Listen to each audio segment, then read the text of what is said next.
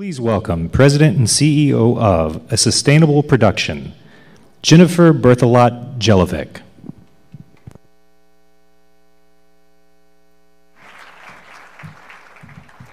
Hello, and welcome to our Master Series. Today I have the great pleasure of introducing Elora Hardy, the founder and creative director of Ibuku, a Bali-based design-build firm that uses locally sourced bamboo to construct extraordinarily, almost entirely handmade villas and bespoke furniture. Their awe-inspiring portfolio of work proves that environmentally conscious and ethically constructed structures can be both high-profile cultural icons and intimate, comfortable dwellings.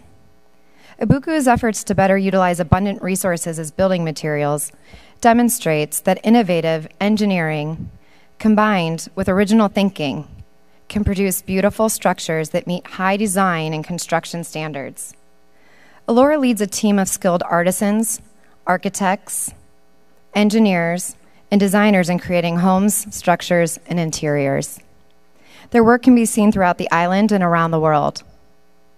These innovative and sustainable structures are rooted in customs and culture, but also simultaneously buck traditional methods and practices, inspiring respect for craftsmanship and encouraging technology to back up rather than always driving design. In 2010, Elora left a successful career in the fashion world to carry on the work of the design-build team that created the world-renowned Green School in Bali, an eco-positive international campus with over 40 structures built entirely from bamboo. The Green School was started as a way to promote sustainable education in green building and was founded by her father, John Hardy, and stepmother, Cynthia Hardy. Having grown up on the island, today, Elora continues to cultivate Balinese artisans alongside innovative designers and architects, with the goal of making Bali a global center for sustainable design and bringing those designs to the rest of the world. Elora was named an Architectural Digest Innovator in 2013. She's a TED speaker, and her TED Talk has hit more than 2.5 million views. Elora has also spoken at Ink Talks and C2 Montreal. Please put your hands together and give Elora Hardy a warm welcome.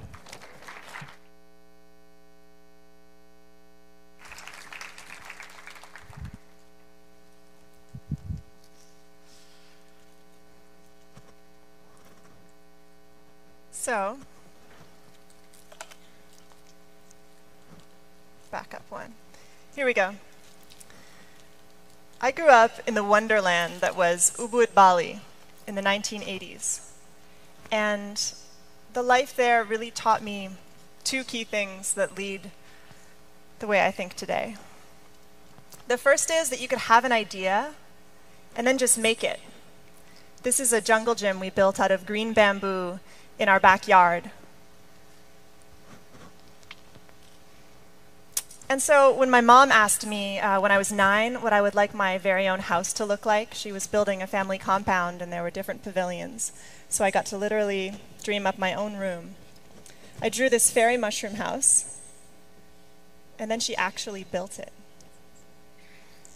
She took me seriously and figured out a way to build the fairy mushroom I had dreamed of. By this point, I was 12, so I was glad that it was reinterpreted a little bit. And this is obviously a bamboo basket structure, but I didn't know the significance of that at the time. It was simply the most effective, local, available resource to play with to make this mushroom dome. So the second thing that really sunk in deep was this. Wonderland is a vulnerable place. And the stuff that we make, it can really start to clutter it up. This is a current photo of the fields of Ubud, Bali, of Champuan, the fields that I grew up in. And in the 80s, it was all rice fields. Now there's this one plot left. So Bali has been on a fast track to modernization in a way that's really been impossible to ignore. But at 14, I left it behind. I went off to art school here in California, actually, and then I went to university in Boston. And by 24, I found myself painting fine Italian silk jersey literally in the hallways of Donna Karen's office. It was exhilarating, and ultimately, the paintings that I worked on for her and the prints that I reinterpreted for them, it felt like I was learning how to capture the moment. That's what fashion was about. And just seeing the work of my own hands out there in the world, en masse, in the press, on people on the street, that was really rewarding in a way that felt like it was connecting the world of arts that I came from. I went to fine art school and got a Bachelor of Fine Arts, back in with sort of day-to-day something. Some sort of connection between daily life and art was really something I was looking for.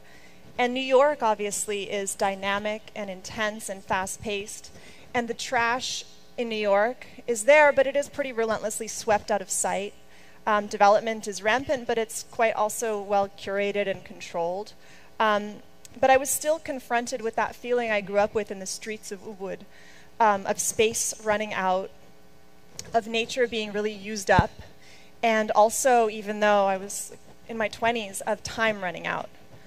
And at 28, I really felt like I had to be part of something that was long-term and future-proof. Maybe because I was in my 20s, I felt like whatever I was going to devote my life toward and whatever superpowers I had, I wanted to use them towards something that would really be part of the future, part of my whole life. I could keep expressing that way without the fear of being regulated and not allowed to use that thing, or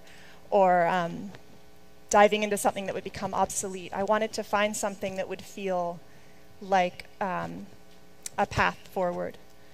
But I needed to be running towards something and not just away from something.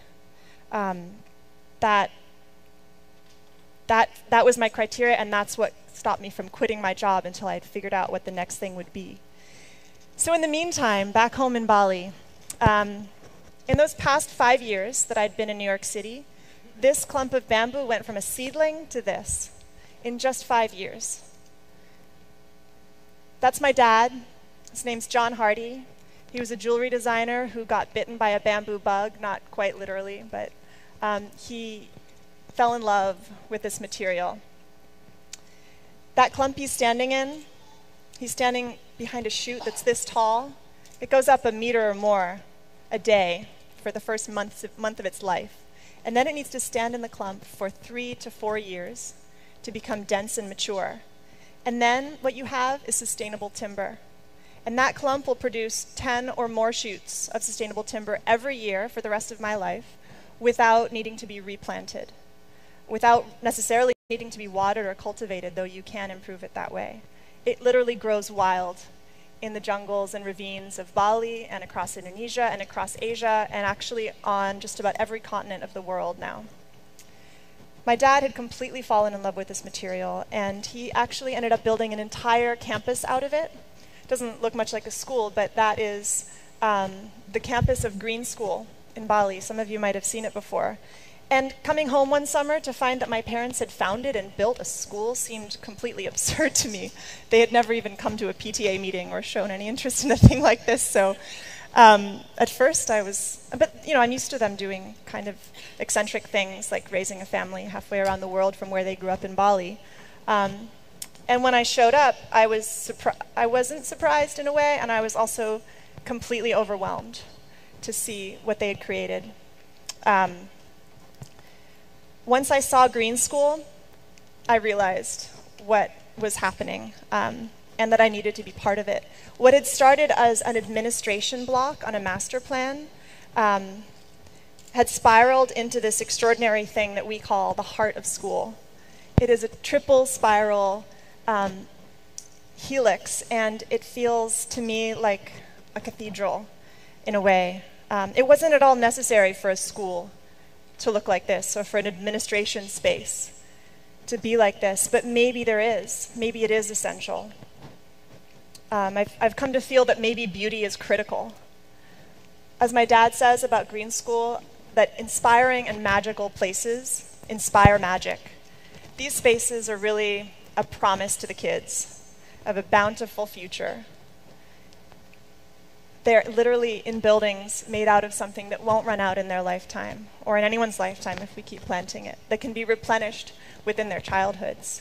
They could plant a clump of bamboo today and build a structure out of that bamboo in their teens. And for me, and for many families actually from around the world, Green School became a very good place to run away to. So I came home. I got to work with a group of people who had gathered to build Green School. This is my team. There was already in place a team of 130 architects, craftsmen, designers, engineers, carpenters, and I found myself pretty soon leading them. As it turned out, a whole new industry was in motion. They don't sell reliably treated bamboo at the hardware store, even in Bali yet. So we harvest, we go into the forest and figure out which ones are mature. We treat, we process, before we can even get to building. And they don't teach yet how to design for bamboo in architecture school or design school. Not that I would really know, I didn't go to architecture school, I went to fine art school. But my team and I were all on this adventure together. And as a team, we had just enough of the right ingredients to make this happen in this place at this time. It's been 6.5 years together, and we have built more than 60 unique structures across Bali, and now a few overseas. These 11 are here at Green Village. It's a community of private homes just down the road from Green School. And I know that these look like fanciful flights of imagination, something that we just dreamed up and figured out a way to build, but actually, like I think most architecture and design, they come from a pragmatic and logical series of decisions. In the absence of a tried and true vocabulary of bamboo architecture, we have really had to invent our own rules. We start with the site. This is a construction site. Probably doesn't look that familiar because literally for these homes at Green Village especially, we keep the contour as it is. Then we also don't have to build retaining walls. We dig the foundation points in and we leave the rest of it intact. We design the house to fit into the contours of that land.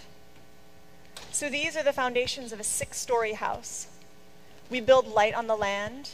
Our feeling is that we're respecting it and designing for it and around it. These long legs, these long bamboo structural columns, they will bend and flex long before they'll break under pressure of an earthquake. Let's be clear though, this is in Bali. Bali is tropical. It's warm. Occasionally it's too warm. We catch the edge of the monsoon, so there are rains, but it doesn't hurricane, storm. And there are bugs, but not as many as, say, I don't know, Canadian cottage country in the summer. So you don't have to screen everything off. We have big open living spaces with shady overhanging roofs that are designed to protect the structural columns of the house and to provide shade. This living room overlooks the valley from the 4th floor. And this is a cozy woven pod in one of those big open spaces. It's a TV room. It's a hideaway on a rainy, stormy day or on a really hot day.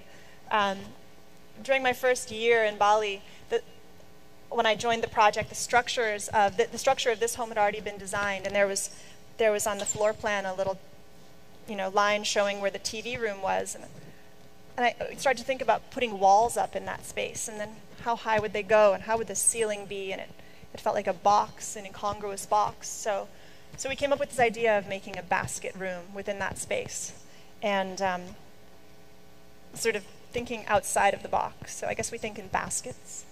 Basket cases? No. Our bedrooms are usually air-conditioned, enclosed with glass windows to keep the air conditioning in. If you see those window frames, they're actually slices of bamboo poles. If you can imagine, it is sometimes more efficient, more cost-efficient, and more practical to use the pole and slice it up rather than slicing it all the way down to a plank, processing it, planing it, and turning it back into a window frame. So they're quite imperfect. There are gaps. It's still an innovation. But these have a beauty to them when you grab the window frame or the door frame and it has a curve to it. It feels like maybe a more human touch, a more natural touch. So there's something in this that still speaks to me, even though now we're doing more and more with planks and planed things for efficiency. the thing is that we really want to feel the space that we're in. We protect ourselves from the elements, of course. We need to. But when you have the joy of being on the edge of a river valley in a beautiful tropical place in Bali, and your purpose for the space is to have a massage and to have an experience, we want people to really be there and connect with it. So in this treehouse space, it's the treehouse of a spa. And also in the same spa, we had the idea of having a massage on top of the river. So we made this basket, and as you can imagine, we don't actually end up doing massages in this basket, but it is a wonderful place to hang out. And what it means to me is, if you want to connect with a river, you want to be on top of the river. You want to suspend yourself over it in a super lightweight way. There's just cables and small foundation on either end. The structure of this is entirely laminated, custom-made frames.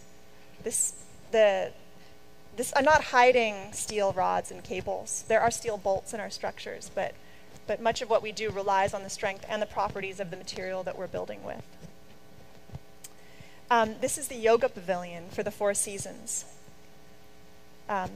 So more and more people with established names and brand recognition, they want a little taste of maybe the magic that they feel we can provide.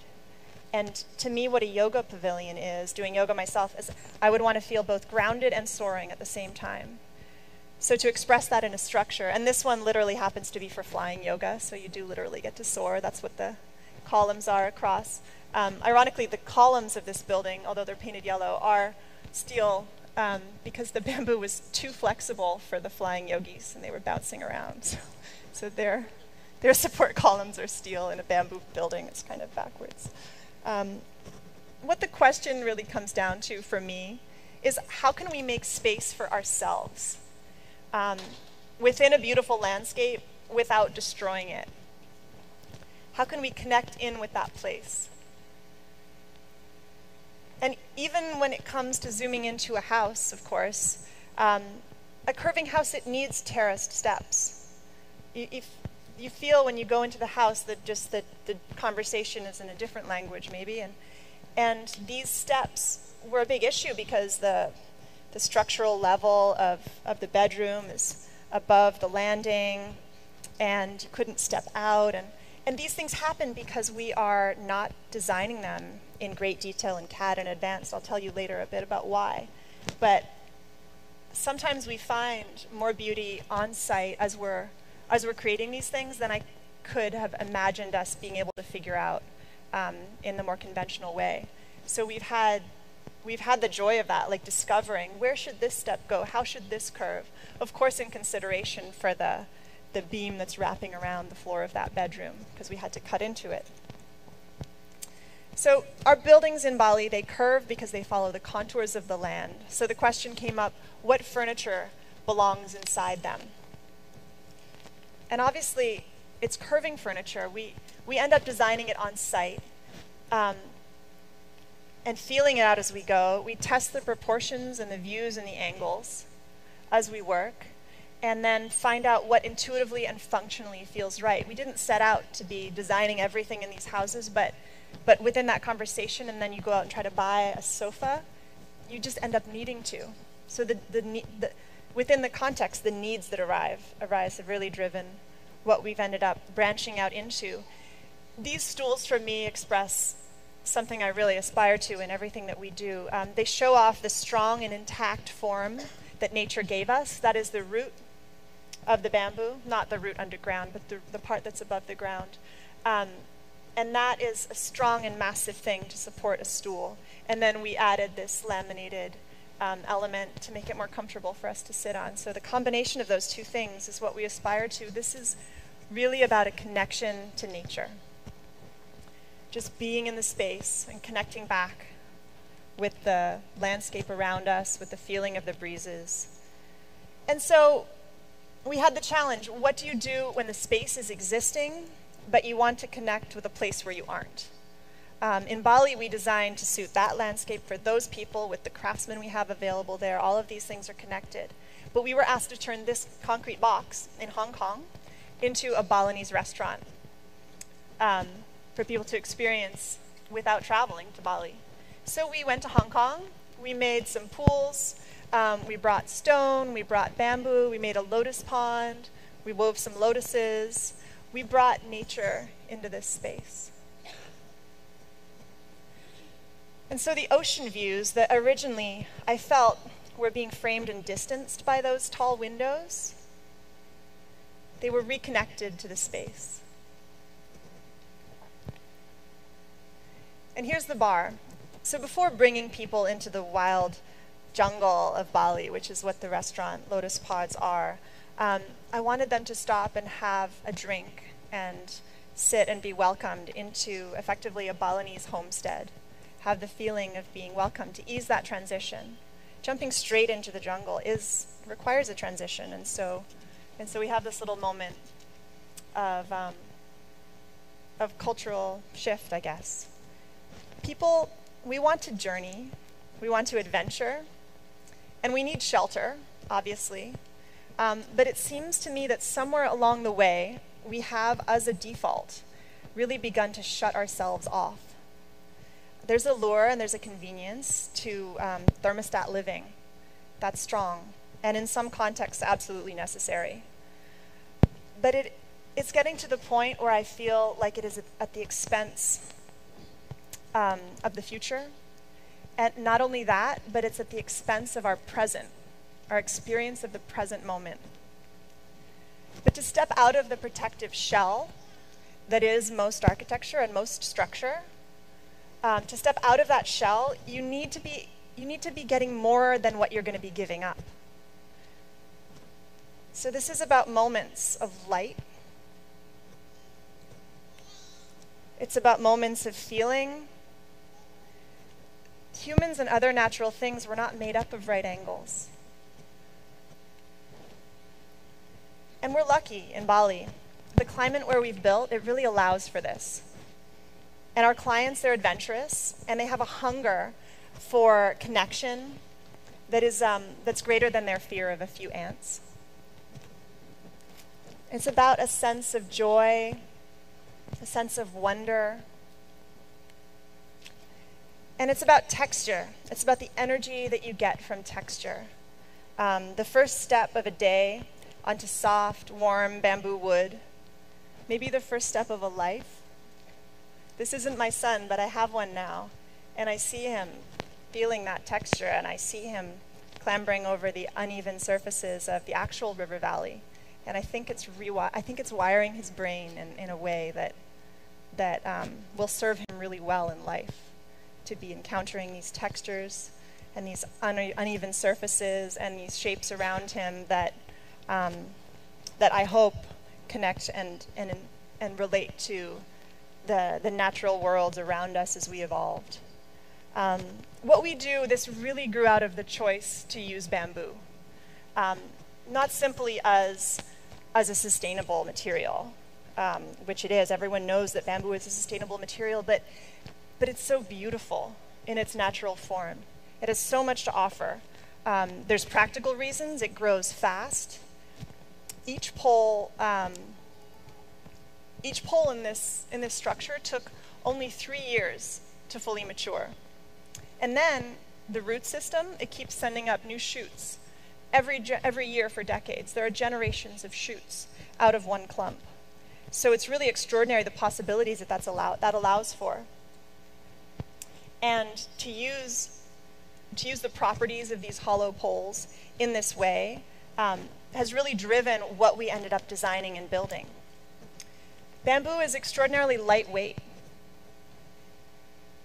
Part of a pole can be lifted by one man. An entire pole can be carried by only 2 men. It also has the tensile strength of mild steel, strength to weight ratio. It has the compressive strength of concrete. It's also very long. There are up to 18 meters of usable length in a pole. So from simple huts to elaborate bridges, like this one in Java, bamboo has been in use across the tropical regions of the world for literally tens of thousands of years.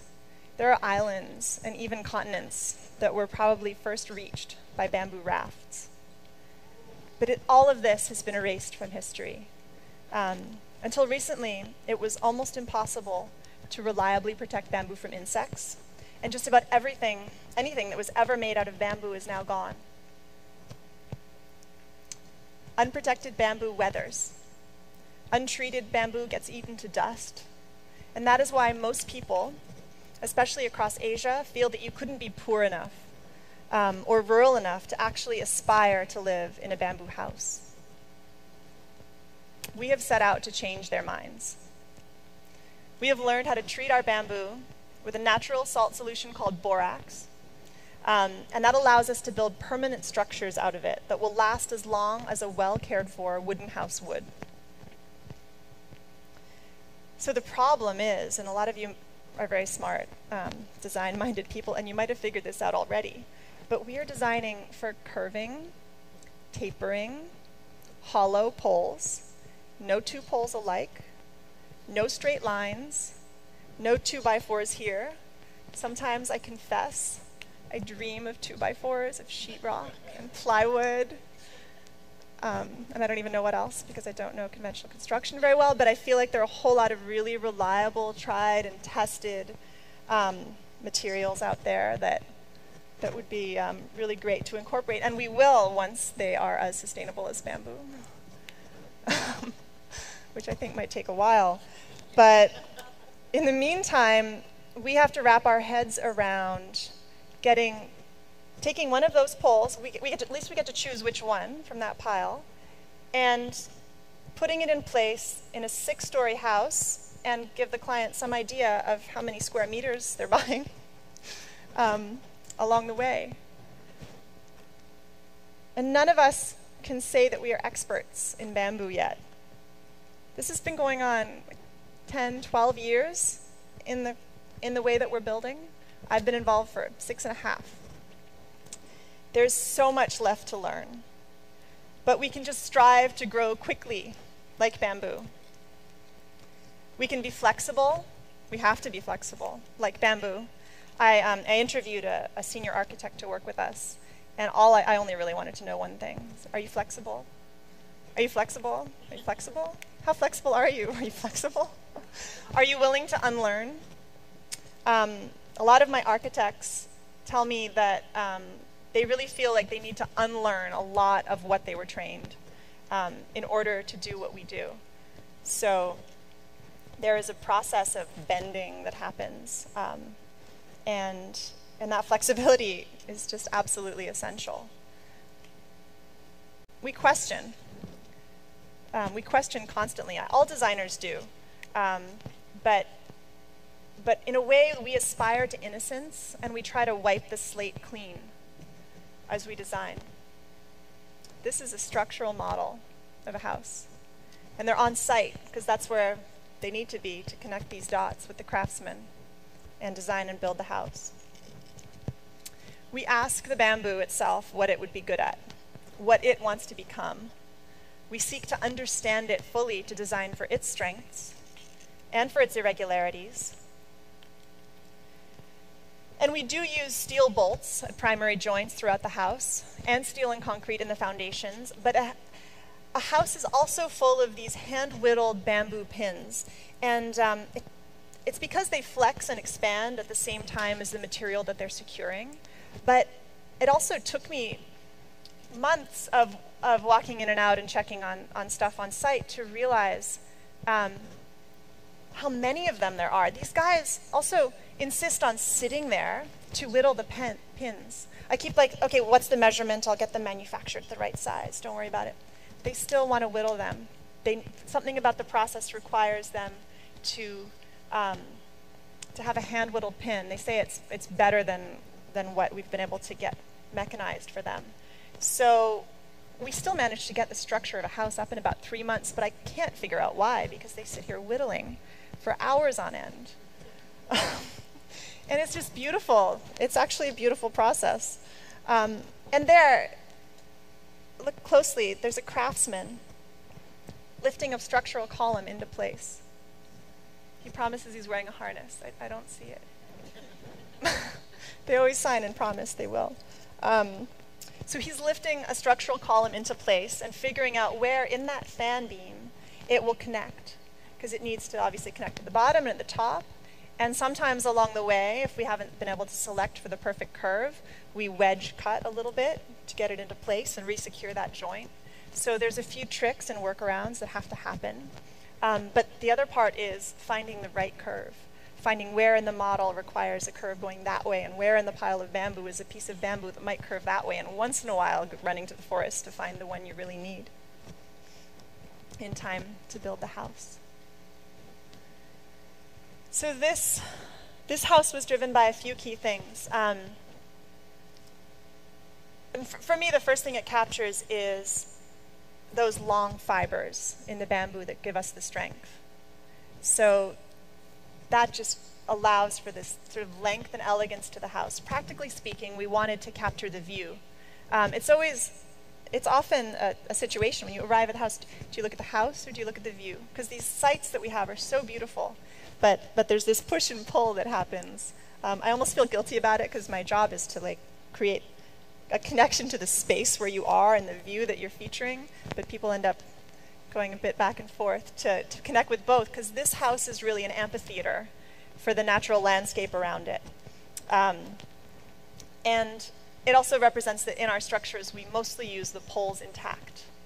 And sometimes we play with them. Through the doorway you see what we call leady bundles. They're bundles of sticks. And we wrap them and create this arching structure out of it that is a much more of a curve than you can achieve with straight pole. And it's plugged into the root of the bamboo as this beautiful sort of boot to secure it to the foundations. And then the door frame itself we handmade out of splits of bamboo that we laminated and clamped together into this form. We call it a moon door. The other thing is that, like us, bamboo is vulnerable. Unlike nature, it needs to be protected. You can't just build with it, you need to build for it. These big overhanging roofs, they keep the rain and the UV, for the most part, away. And a bedroom within that home with those high ceilings, it needed a drop ceiling. And I've got a little bit of a problem with drop ceilings, especially when you're dropping them under something that would just be glorious to see. So this ceiling, it needed to justify hiding the roof structure above it from view. And it also needed to let some skylight light through, because there are skylights up in that roof. So we wove those long lengths of bamboo into this undulating basket. These things come together on site, and you figure out what to do, and then you let the craftsman play. This was not drawn in advance. I think I might have said something dangerous. It wasn't drawn in advance. An architect didn't get to draw it. I said, no. We stood together with the architects and the craftsmen, and we put up a few, and we said, okay, that's about the height, and now play. And then we came back the next day, and we're like, oh, but it's too regular. You need to loosen up a little. And then they varied it. And they said, well, it's not strong enough over there. And I said, okay, so put some more over there and make it beautiful. And so then we had that. And then we're like, okay, well, it's still not air conditionable. So I thought, well, t-shirt fabric is stretchy. Let's get some jersey. And we stretched that across. And then the tailor was like shaking his head. So he's like, oh, forget about the tailor. And we just let it overlap. That's why you see some overlap there, because the overlaps, once they're stretched, are these beautiful shapes that add to it. And then we lacquered it. So no, it's not sealed off, but it's enough that we're comfortable to put on the AC and feel like we're not overworking it. So this process that we have, it is led by the material, but it is also led by craftsmanship, and that is supported but not driven by the engineering. This is about hands that are supported by tools and machines. It's about context, supported by imagination. Our homes, they do draw parallels to fantasy, but we actually rein in our imaginations. We try to stay grounded in the materiality and to build confidently on a sequence of solid steps as we as we reinvent the way that the spaces are going to be conceived.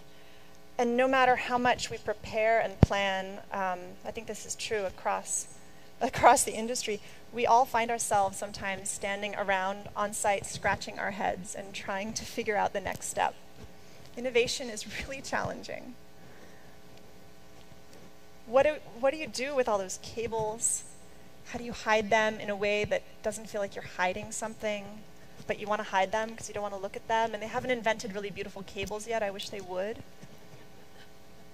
And if they could, you wouldn't be able to buy them in Bali yet. That will take a few years, and then there'll be import duties.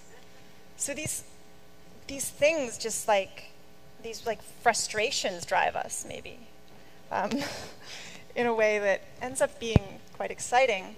No matter how much we prepare and plan, and we do of kitchen cabinetry and stuff, they like to put it in CAD and see all the layouts. But we do find ourselves on site at the last minute, finding the magic. Sometimes that's where the magic happens. That's where the right curve happens. And I went to many expensive years of art school, but bamboo is better at drawing that curve than my well-trained arm. So we'll take a split of bamboo and secure it on 2 points, like a vector line, and we'll create the curve that way a lot of the time, tracing with the material that we'll later use to build. We design in real 3D. We make scale structural models out of the same material that we'll later use to build the house. Bamboo model making is an art. I should have put this earlier, but I wanted to make you all wait because I know you're trying to figure out how we build these things. Or maybe you assume that we do them from drawings, but we don't. This is not for the client. This is for the builders. This is the structural model. We use some quite sophisticated engineering processes on a day-to-day basis.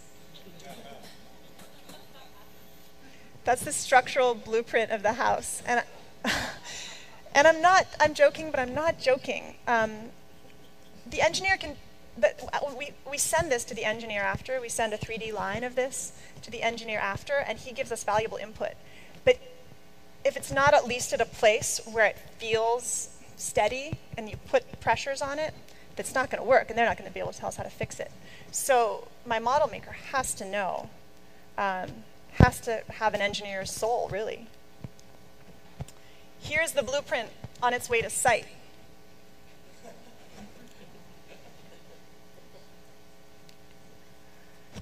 So with that model, with some hand tools, with their water and their coffee pot, these builders, they're good to go. And not to mention their smiles. I have a funny relationship with construction workers here in America. I'll walk by a site. They'll be like, hi. And they'll like, are not necessarily friendly in the same lovely way. So sometimes I have to hold back, and I feel bad about it. But each stick in that structural model, it literally represents a column of the house. And with these models, we actually do what we cannot yet do in CAD. Because of the varying, tapered nature of the poles, for us, CAD at this point can only just be suggestive so far. So when Autodesk showed up after my TED Talk, they wanted to 3D scan and study our handmade structures, and I have to say I was a little apprehensive. All these like scary-looking machines sizing up our handmade homes, like looking under their skirts. It just felt, I get so many emails coming through, it's easy to ignore a few. I ignored it for a few weeks. They kept calling. And everyone's like, Autodesk is really big. Autodesk is really important. They're like designing the world. So finally I got my head around it, and they came, and they were so excited to bring their beautiful machines. They got them through customs. It was amazing. They arrived, and I couldn't deny how interesting it was that these machines that we couldn't quite bend to our need, that they would want to come and study us. They spent a week. They didn't even go to the temple or to the spa or anything. They came to study the homes, and they spent every minute juggling to fight against kite strings that are apparently suspended across the house, and all of these unusual factors that they had to encounter. But that's why they came to us. They'd figured that it would be a really good way to test out their tools. So they use their cutting-edge technology to data capture what they called rugged terrain. And they verified that the scale model's attention to detail was not lost on the final structure, even though it was replicated truly by hand. And I was like, well, I hope so. That's what they're supposed to do. But that kind of blew their minds. These guys are really proud to share this photo with us and show the photo of their machine, especially with us. They are very excited about the technology they're developing. And but the fact that level of complexity that they found in the structure could be delivered without technology, they say had a really huge impact on them. So these are the guys that create the cutting edge technologies that, from what I can understand, are opening up so many possibilities in design, driving design really in new directions. And I'm so excited to hear them say that we have inspired them to honor craftsmanship and tradition and to create technologies that can support and not always drive hands-on design. So that ended up being such a signal for me of times to come and of collaboration between technology and hand craftsmanship. We do end up in a little bubble in Bali, inventing this whole little world on our own. So to have that connection and that overlap is going to be an amazing next chapter. This, speaking of tradition and craftsmanship, is a bird's eye view of a project in Sumba, which is a very undeveloped island in Indonesia. There's one very famous hotel there, and aside from that, very little has happened to bring it to the outside attention of the world or to bring economy and possibility to the people of Sumba, especially the kids of Sumba. So we've been building, for a foundation there, a hospitality training school. And for the local kids there, this will be their first step into a modern profession. So we made a point of literally replicating, down to the details, a traditional bamboo structure for the main reception building.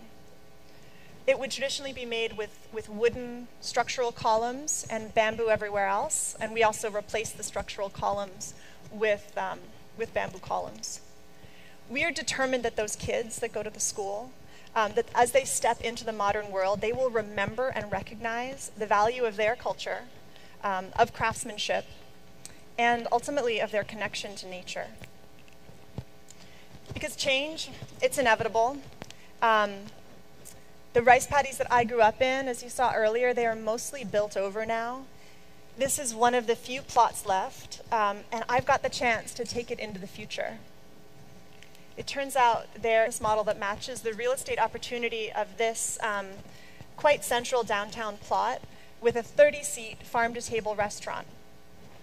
So we've been imagining what we'll do here, and the idea is to bring people off of the busy street and into a structure that will have a garden on the roof. And then they'll continue underground through a small tunnel into an elevator that is a basket shaped like a seed. And so, quite simply, you'll rise up through the core tower, passing through the restaurant to reach the loft bar, and you will experience and go on the journey of a seed growing from underground up to the light. The land, it retains 90% of its gardens, ultimately, and becomes more productive than it was before. Actually, it shouldn't be called a farm-to-table restaurant. It should be called a table-into-the-farm restaurant, because you follow the path of, say, a 7-course meal through the garden. So you'll have your salad in the arugula patch, and maybe you'll have your chicken satay near the chicken coop, and depending on if you're vegetarian, a lot of people in Ubud are vegetarians, so we'll have to put that one off to the side. The journey is through the garden and reconnecting people into that space. How can we design our human presence to really add value to a place? How can we make our inevitable impact positive? I mean, part of me didn't want to touch that land. I was like, let's just keep it a rice field. It'd be great. People can come and visit the rice field. I grew up in the rice fields. They're beautiful. Everyone who comes to Ubud is like, where's the rice fields? Let me risk my life hiring a little scooter to go drive off onto the edge of town to find it. And that's not the way forward. We do need to use the land where we that we have around us, especially in the central areas. So how, the next question is how to improve it. Can you add people there? Can you add attention there and make it even more productive than it was before? The fact that it's a rice field is an artificial moment in history. It was also cultivated and curated out of probably dense rainforest hundreds of years ago. So it's all an evolution and it's all a journey. But if we can make a structure that has lightweight foundations, that makes it like recoverable if it is needed for agriculture in the future, and in the meantime really bring people there into a place that connects them with the earth and with the food on their plate coming from the garden beside them, then I think we will have done our job. So how can we live with nature, as part of nature? The point being, aren't we also part of nature after all? So innovation, it's not easy, but it really isn't that difficult to create beautiful spaces out of bamboo and gardens in a beautiful landscape for people who can afford expensive and luxurious, innovative homes. There are a lot of things that we really need in the world beyond that. We are going to need to house millions of people. And this is not the way to do that. But I hope and I feel that it is shining a light on a way to begin. We're going to need to redesign how we make buildings and objects and medicines and so many things, and we're going to need to find a way to do it with materials that will not run out on us, that we can count on, and with ways of thinking that are new and flexible and future-proof.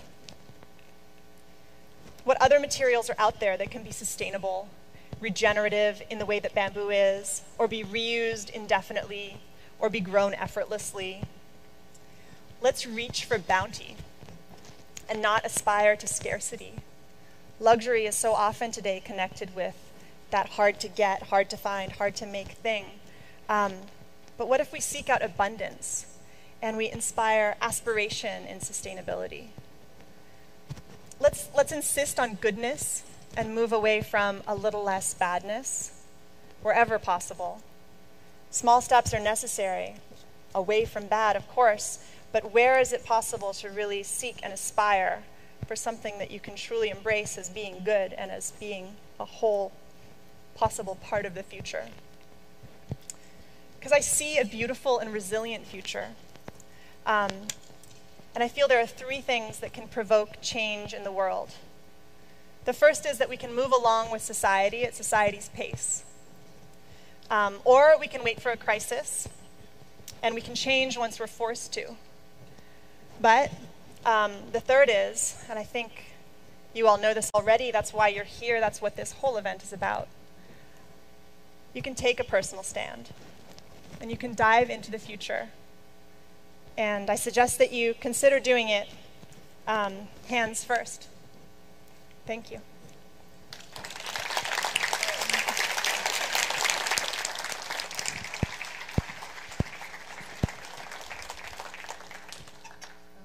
Well, thank you all for attending, and I don't know about you, but I was moved, touched, inspired. I'm now ready to go back to Bali.